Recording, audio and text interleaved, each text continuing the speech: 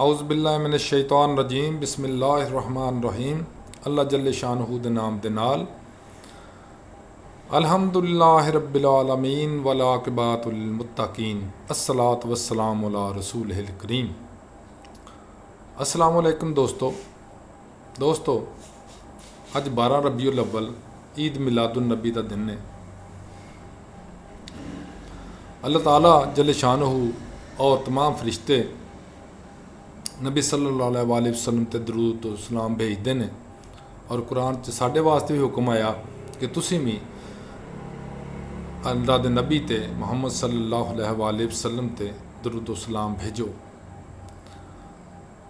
अल्लाहुम्मा सल्लि अला सय्यिदिना मौलाना मुहम्मदिन कमा सल्लैता अला इब्राहीम व अला आलि इब्राहीम इन्नका हमीदुम मजीद। अल्लाहुम्मा बारिक अला मुहम्मदिन व अला आलि मुहम्मदिन कमा बारकता अला इब्राहीम व अला आलि इब्राहीम इन्नका हमीदुम मजीद। कुरान के हुक्म के तहत सानू मैक्सीमम ज़्यादा तो ज़्यादा नबी सल्लल्लाहु अलैहि वसल्लम ते दरूद सलाम भेजना चाहिए। दो हुक्म जड़ा है अल्लाह के नबी का अल्लाह जल्ले शानू का जो हुक्म है वो मुताबिक यह है कि जिंदगी एक किस्म का फर्ज है साढ़े उपर कि नबी सल्लल्लाहु अलैहि वसल्लम दे इसमें मुबारका उन्होंने जदों भी आता या हजूर सल्लल्लाहु अलैहि वसल्लम दे वास्ते या उन्होंने उपर दरूद सलाम भेजना साढ़े ते ये वाजिब दा दर्जा रखता है। इत्थों तक कि कुरान का चूँकि हुक्म आ गया इस वास्ते ये फ़र्ज़ हो गया कि ज़रूर पढ़ना चाहिए और ज़िंदगी कम से कम एक दफ़ा तो लाजमी पढ़ना चाहिए, वगरना तुसी एक फ़र्ज़ तो मुबर्रा हो जाओगे, एक फ़र्ज़ जड़ा तुहाडे ते वाजिब रह जाएगा, फ़र्ज़ तुहाडे ते नाफज रहेगा। लिहाजा कोशिश करनी चाहिए कि जुमे के दिन खसूसन और बाकी दिन अमूमन दरूद सलाम पढ़ना चाहिए, नबी सल्लल्लाहु अलैहि वसल्लम भेजना चाहिए। ये सिर्फ दरूद सलाम नबी सल्लल्लाहु अलैहि वसल्लम वास्ते नहीं है बल्कि ये हज़रत इब्राहीम अलैहिस्सलाम जड़े तमाम अंबिया दे जद्दे अमजद ने उन्होंने भी यदा बहुत असर है और उन्होंने भी बड़ा मतलब सवाब की बात है। दूसरे नंबर पर एक दुआ भी है। तुसी अक्सर देखा होगा कि जितने भी असी नमाज पढ़ने तो बाद दुआ करने उस दरूद जरूर पढ़ने क्योंकि एक दुआ का हिस्सा है। अगे चलने अज साडा इन्ना ही खुशी का दिन है जिन्ना खुशी का दिन साडा बाकी ईदां तो हुंदा। ईद का मतलब भी है खुशी का दिन, क्योंकि इस दिन साडे बुजुर्गो बरतर आका व मौला मुहम्मद सल्लल्लाहु अलैहि वसल्लम इस दुनिया दे विच तशरीफ लियाए सन और उन्हां दा आना साडे वास्ते खसूसन और तमाम अहले इस्लाम वास्ते भी उन्ना ही अहम है जिन्ना साडे वास्ते बाकी दीनी मामलात लाजमी ने अहम ने।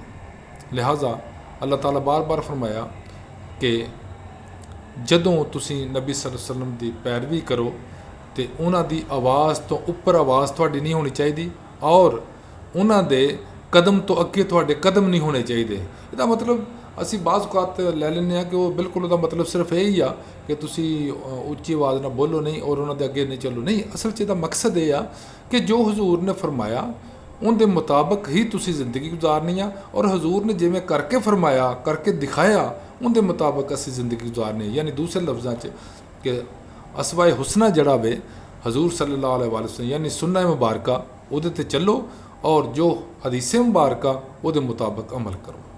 अल्लाह ताला सानू तौफीक दे इसकी। अच्छा अगे चलने 12 रबीउल अव्वल सारे मुसलमानों वास्ते ईद है, बहुत बड़ी ईद आ, बहुत ही बड़ी ईद आ, क्योंकि इस दिन साडे हजूर साडे आका साडे नबी साडे रसूल सल्लल्लाहु अलैहि वसल्लम तशरीफ लिया। लेकिन असी लोगों ने एक अपने आप च तब्दीली ये लैन दी कि असी साल बाद ईद मिलादुन नबी ते जलूस कढ़ लिया, दरूद उस दिन पढ़ लिया तो अल्लाह हवाले अल्लाह अल्लाह तो खैर सल्ला तो फारग होकर बैठ के नहीं, बिल्कुल नहीं। अगर तो हजूर दे पैरोकार हैं असी, हजूर दे उम्मती सही माना च हैं असी, हजूर दे मनन वाले सही माना च हैं असी, तो फिर की करना चाहिए? फिर वो सब कुछ करना चाहिए जो मेरे नबी आका सल्लल्लाहु अलैहि वसल्लम ने करके दिखाया सी सानू। दूसरे नंबर पर ਸਾਨੂੰ ਹਰ ਉਹ ਕੰਮ ਕਰਨਾ ਚਾਹੀਦਾ ਜੋ ਮੇਰੇ ਆਕਾ ਨੇ ਫਰਮਾਇਆ ਸੀ ਕਿ ਇਹ ਕਰੋ ਤੇ ਇਸੇ ਤਰ੍ਹਾਂ ਕਰੋ, ਜਿਸ ਤਰ੍ਹਾਂ ਫਰਮਾਇਆ ਸੀ ਉਸ ਤਰ੍ਹਾਂ ਕਰਨਾ ਚਾਹੀਦਾ। ਲੇਕਿਨ ਅਸੀਂ ਨਮਾਜ਼ਾਂ ਦੇਖ ਲਓ, ਮਸਜਿਦਾਂ ਜਾ ਕੇ ਦੇਖ ਲਓ, ਇੰਨੀ ਬੜੀਆਂ ਬੜੀਆਂ ਆਬਾਦੀਆਂ ਹੁੰਦੀਆਂ ਤੇ ਮਸਜਿਦ ਦੇ ਵਿੱਚ ਇਸ ਤਰ੍ਹਾਂ ਲੋਕ ਜਾਂਦੇ ਨੇ ਜਿਸ ਤਰ੍ਹਾਂ ਮਸਜਿਦ ਜਾਣ 'ਚ ਖੁਦਾ ਨ ਖਾਸਤਾ ਕੋਈ ਨੁਕਸਾਨ ਨਾ ਹੋ ਜਾਏ।